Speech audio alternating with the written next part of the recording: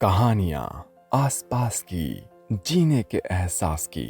इसी टैगलाइन के साथ आरबीएस मोइन स्टोरीज पर मैं हूं आपका दोस्त मोइनुद्दीन चिश्ती, हाजिर हूं एक नए मोटिवेशनल वीडियो के साथ।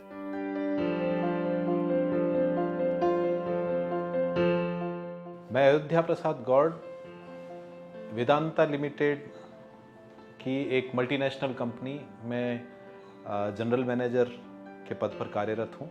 जब मैं कॉलेज में था तब यहाँ के जो अखबार जब मैं पढ़ा करता था और वहाँ लोगों की कुछ कविताएं या उनकी कहानियाँ लिखा करता था, तो मुझे आज भी याद है 8वीं क्लास के बाद में मैं डायरी लिखा करता था।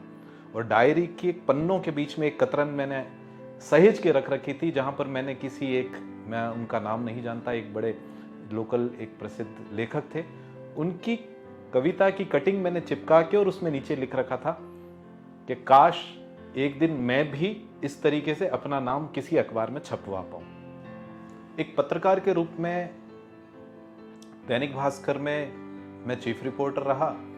उसके बाद में हिंदुस्तान टाइम्स का जो राजस्थान का एडिशन है, तो वेस्टर्न राजस्थान के लिए जो उनका ब्यूरो है, मैं उसका ब्यूरो चीफ रहा। और उसके बाद में इंडिया टुडे मैगजीन जो हिंदी की है, उसमें मैंने वेस्टर्न राजस्थान के लिए कंट्रीब्यूट किया बतौर कॉरेस्पॉन्डेंट। लेकिन यह सफ़र इतना आसान भी नहीं रहा। यहाँ तक आने से पहले ज़िंदगी ने कई सबक सिखा दिए जो मुझे लगता है कि शायद सभी के लिए काम के हो सकते हैं। मुझे अच्छी तरह याद है कि जब मैं 6ठी कक्षा पास मैंने की, तब पिताजी रिटायर हो चुके थे और 800 रुपये के आसपास जो उनकी पेंशन आती थी, उसमें जोधपुर जैसे शहर में एक सामान्य तरीके से आप अपनी ज़िंदगी बिता सकें, ये हर बार संभव नहीं होता था। मुझे किताबें पढ़ने का बहुत शौक था, मुझे म्यूज़िक सुनने का बहुत शौक था, लेकिन दिक्कत ये थी कि ये शौक सारे जो घर की आमदनी है उसमें पूरे नहीं हो सकते। जब मैं 5वीं क्लास में था तब डीडवाना की जो पब्लिक लाइब्रेरी थी, वहाँ पर मैं जाया करता था, लेकिन वहाँ दिक्कत ये थी कि आपको एक ही किताब मिलेगी। तो मैंने लाइब्रेरियन जो थे उनको ये ऑफर दिया कि मैं आपकी लाइब्रेरी के अंदर साफ सफाई का जो काम होता है, मैं उसमें आपकी हेल्प करूंगा। और उसके बदले में वो मुझे एक के बदले में 3 किताबें घर पे ले जाने की अनुमति दिया करते थे।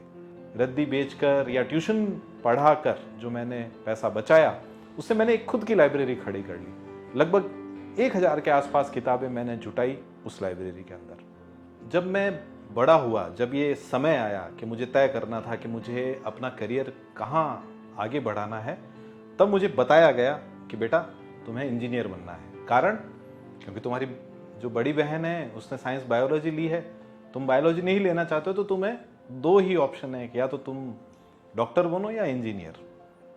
एक घटना ऐसी हुई जिसके कारण मैं उस इंजीनियरिंग की परीक्षा को पास कर नहीं सका, और ये एक निराशा का एक ऐसा दौर था जिससे उबर पाना मुझे लगता नहीं था। अपने आप को मैंने एक इतना निराशा के दौर में पाया, जब आप हर जगह असफल हो रहे होते हैं, तब आप खुद के ऊपर से आपका भरोसा उठ जाता है। आप ये मानकर चलते हैं कि आप जिंदगी में कुछ करने के लायक हैं नहीं। जब आदमी के पास कुछ करने को नहीं होता है, तो जो कुछ उसके सामने आता है वो कई बार कोशिश करता है कि उसको ट्राई करे। और मेरी जिंदगी के अंदर भी यस मैन जो जिम कैरी की एक फिल्म आती है, जिसके अंदर कहानी यही है कि वो हर चीज में हाँ बोलने का आदी होता है। इस आदत से वो कई बार मुसीबतों में फंसता है, लेकिन बड़े रोचक तरीके से वो कहानी हमें ये भी बताती है कि हमें हर चीज करने की कोशिश करनी चाहिए, हमें उसको नकारना नहीं चाहिए। जोधपुर यूनिवर्सिटी के अहाते में मैं ऐसे ही टहल रहा था और नोटिस बोर्ड पे मैंने एक नोटिस देखा जिसमें राजस्थान संगीत नाटक अकादमी का जो समर कैंप होता है उसकी सूचना थी। हमने उसका शो जोधपुर के टाउन हॉल में किया और बतौर मुख्य नायक, मेन हीरो, लगभग 2.25 घंटे का जो वो नाटक था, उसका जब पहला शो हुआ, जब क्लाइमैक्स का जब दृश्य उसके अंदर मैं करता हूँ और पूरा हॉल जो दर्शक हैं वो तालियां बजाते हैं, वहाँ से मुझे पहली बार लगा कि नहीं, जिंदगी में कोई ना कोई एक ऐसी चीज़ है जिसको लेकर मैं आगे बढ़ सकता हूँ। और उस छोटी सी एक घटना ने एक आशा की एक किरण जगाई, मुझे एक कारण दिया कि मैं अपने ऊपर वापस भरोसा कर सकूं।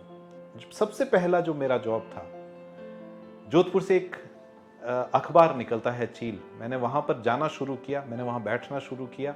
मैं उनके सब काम उनके लिए लिखने से लगाकर उनके लिए स्केचिंग करना, जो कार्टून कोना जो उनका होता है, संपादकीय लिखना उनके लिए, व्यंग के लेख लिखना उनके लिए, प्रूफ रीडिंग करना, उनकी जो प्रेस होती थी उसमें उसको अखबार को छपने देकर आना, अखबार जब छप के आ जाता था तो उस अखबार के बंडल लेकर आना और उसको बिकने के लिए जहाँ पर जो बुक स्टॉल होते हैं वहाँ पर सप्लाई करके आना।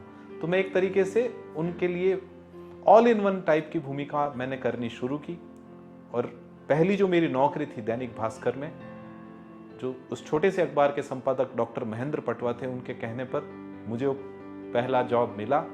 मैंने जब पत्रकारिता ज्वाइन की तो मैं पत्रकारिता का मैंने पी भी नहीं पढ़ा था, मैंने कहीं किसी कॉलेज में पत्रकारिता नहीं पढ़ी, लेकिन मैंने कोशिश की कि मैं ज्वाइन करके देखता हूँ। मैं चीफ रिपोर्टर बना, मैं ब्यूरो चीफ बना, मैंने इंडिया टुडे में लिखना शुरू किया।